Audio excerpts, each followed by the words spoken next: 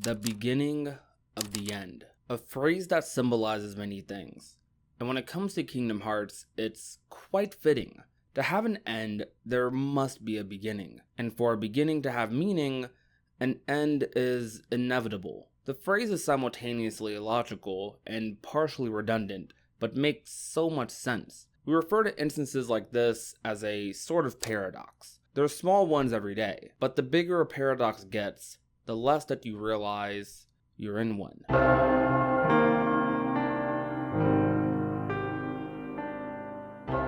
The Kingdom Hearts timeline is a paradox of conflict created by two forces battling for control. The story itself is about overcoming this conflict. From the point of view of those who participate in it, no conflict is without its spectators, however. The Book of Prophecies and the Master's Eye are two key elements to this paradox, and overcoming it. The Book of Prophecies details key events in the Kingdom Hearts timeline. This is done through the Eye of the Master, an eye he placed on the Keyblade he'd give to his apprentice Luxu. And this eye would appear on many Keyblades throughout the Kingdom Hearts series, often by other wielders who harbor darkness. Through this, there is certainty that the book at least covers events up until the ending of Kingdom Hearts 3's conflict. This book has survived, and has even been used to nurture future generations of Keyblade wielders. However, in the modern day, very few know where this book is. The book couldn't exist without the eye, yet the eye is not allowed to be near the book. The reason for this is because of a temporal paradox it could cause. What the Master is describing is something called the bootstrap paradox. This is a cause and effect paradox, when something that happens in the future, which is the cause, that triggers a effect in the past. Example being the eye in the future seeing said events, causing the Master to write those events down in the past. This creates a forever loop and contradiction, but this is typically under the thesis that a timeline is a straight line moving forward, which in Kingdom Hearts is debatable. Since explained in Kingdom Hearts Dark Road, the timelines of worlds are capable of being on their own axis, though despite that axis, they do still move forward, just at different speeds. However, this was only after the Keyblade War, as the worlds were repairing while being newly separated, so it's unclear whether these worlds would rejoin the one timeline, or if they still count as separate ones. Kingdom Hearts has even developed its timeline rules to be loosely within the confines of the bootstrap paradox, but we have mentioned other types of paradoxes. But what is a paradox truly? And what is the true paradox of Kingdom Hearts? Well, it's a lot simpler than you may think. The paradox is the only story of Kingdom Hearts that truly does repeat itself over and over again. And the paradox isn't just beginning, but it might finally come to an end.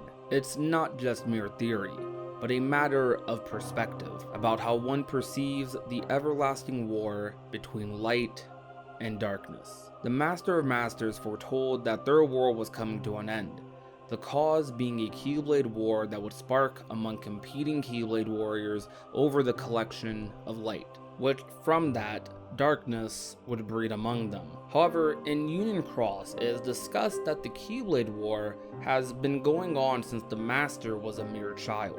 He says all this to his apprentice Luxu, who would sort of be a puppet for the Master to carry out this plan of his, to end the Keyblade War once and for all. Every time light and darkness do battle, a Keyblade War seems to take place. The Master's childhood, the Key Saga, Birth by Sleep, and even in Kingdom Hearts 3. You can't have light without darkness, so the two forces are destined to always do battle, as the battle of both creates a balance of opposing forces. But when it comes to the paradox of the Keyblade War, the story doesn't just lie within the war itself. The true story comes from the They can take your world. They can take your heart. Cut you loose from all you know. But if it's your fate, then every step forward will always be a step closer to home. The illusion of free will is a diverse concept when discussing a paradox, because how can free will truly exist when all endings are predetermined or destined to happen? This is the dilemma the chosen masters of light would find themselves in, a situation orchestrated by the Master from the very beginning, purposely sending his disciples to fight against each other in an attempt to resolve a conflict that may or may not have even existed. The foretellers were mere tools for the Master, a means to an end. They were needed to continue this story and were told from the beginning a war was going to happen that they could not avoid. Then, amidst the confusion among each, would disappear, throwing most of the Chosen Master's guilds into a panic, ultimately leading to yet another Keyblade War. The Master's ultimate plan, as he claims, is to cast the true darkness away from this world by using 13 vessels, 7 of which that will harbor the true, strongest darknesses of them all, which is why the Master would train 6 other powerful Keyblade wielders, including himself, that could harbor those darknesses. Among all the leaders under the Master, 2 in particular stand out. The first is a leader representing the sin of greed, Master Ava, the youngest of the foretellers, given a role to create a separate faction of Keyblade wielders who would be the seeds of light that would ensure the future. Perhaps the only foreteller that any of the Keyblade wielders would ever trust or bond with. Ava never liked the idea of the world's destiny being predetermined. She was instructed to pass one of the chosen leaders of the next world a book of prophecies, but would end up giving the book to someone else entirely. This would be the first clear sign of betrayal to the Master's will, which conveniently would lead to Master Ava being the only lost Master to not make an appearance at the reunion in Kingdom Hearts 3's epilogue. This is no mere coincidence. Ava has chosen her side in this battle, and where she disappeared to after the Keyblade War, or why she wouldn't appear, is completely a mystery. Ava played a much more pivotal role in the Light's future than her peers, yet there's one character who was closer to the Master than anyone, and who I believe is the biggest victim of this story. He goes by many names, Luxu being one of them. Luxu has suffered from this paradox more than anyone, dubbed the Traitor by the Master before he would set off on a journey spanning multiple lifetimes, vessels, worlds, and incarnations. Luxu seems to be a compassionate individual, with loyalty being one of his strong traits, as that seems to be a clear reason the Master put him into this role. Despite showing his disagreements with the Master's plan to use their bodies as vessels for darkness to be destroyed in, he still continues despite this with the role the Master laid out, carrying the box, passing down the Keyblade, and allowing the Master's eye to witness the future. Luxu isn't just the victim of this paradox. He's at the center of it all. At every point in history where the eye can see, Luxu is near. With a Master willing to sacrifice so many lives, why is Luxu still maintaining loyalty? Luxu doesn't agree with the sacrifice, so is it sheer loyalty for the Master? Or perhaps there's something more convincing that makes Luxu believe this could all be worth it in the end. Even after this conversation with the Master, Luxu would have an altercation with Ava right before the Keyblade War. Luxu's tone would give off a very depressed demeanor, knowing the end of the world is looming. There's no glimmer of hope or fight, just what's next.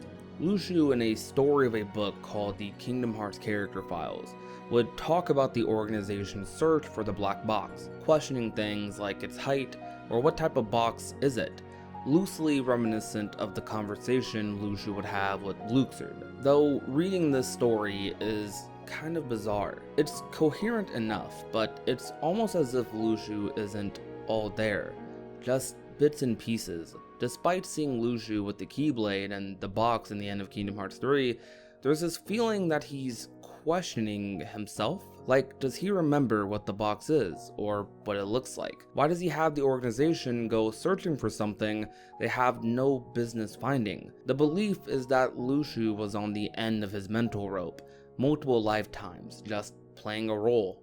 He ends this story saying, "It's just around the corner. I'm so close to my reunion, and with it, fulfilling my mission." He still seemed to be cognizant of the fact that he was on a mission set out by the Master, like a light in the darkness. Even in his death in Kingdom Hearts 3 as Xigbar, he seemed happy to finally perish and say good riddance to this character. The Keyblade returning to him could have helped him greatly, though there's still a question of if all those years of wear and tear on him have affected him beyond repair. He is not the same character the Master would set out on these missions centuries ago, but he still would complete his role all the same. This begs the question, however, how is he the traitor? The Master has said that what's in the book isn't important, but rather what comes after, because there's a other side to this plan, and when you're trapped in a paradox, what you could really use is a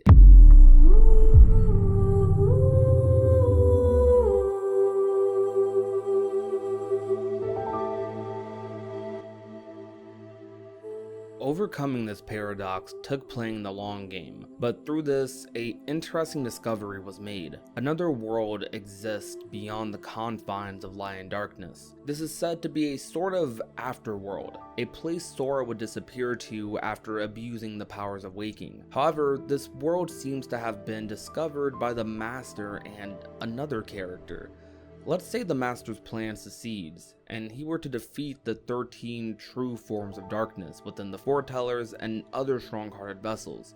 If they were to go to this afterworld, perhaps the Master could save them before they are lost forever, now that he knows how to get there. Or perhaps the ultimate plan would be to not use the vessels at all, and this opens a path to trap these darknesses in this world to be forever cast out of ours. Though one could imagine that a plan to trap the darknesses would only work for so long, creating a problem only those later in the timeline would have to deal with, much similar to Kingdom Hearts Dark Road. There is not enough known about Quadratum and the Afterworld to come to any conclusions, but it's the mystery of this world that we can't even fathom that could be the answers to all of our questions. Where there is unknown, there's also an opportunity for discovery. Darkness, unlike anything the Guardians have seen, is coming, which will ultimately lead to another Keyblade War, but this war has the potential to wipe out everything and leave nothing behind. This is if darkness were to win, but if the light wins and they aren't defeated completely, it'll only be delaying another conflict to repeat itself once more. This chess game the Master has with darkness, it took multiple lifetimes for the pieces to line up, and with Sora out of the equation for now, what's next is a lot of uncertainty. Is the Master really on the side of light, or is he just a strong darkness who's playing the long game, waiting to wipe out light for good? Or perhaps a corrupted light, who thinks the only way out is annihilation of either side. Master Luxu, who is the Master's closest disciple, took the brunt of this conflict paradox head on, through multiple semblances. It's interesting to think about what his betrayal could be, if there even is one. The next steps Luxu takes could be the defining moments that decide everything. Will he side with Sora and the Guardians, or will he side with his friends and the Master, who he's finally reunited with after a long, grueling journey?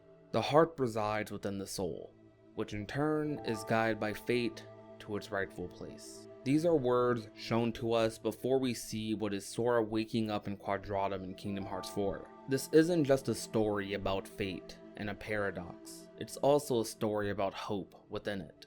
It'll be interesting to see just where fate and hope will lead light and darkness, as they prepare for yet another clash, and as others search for a reality beyond that could be the key to saving theirs.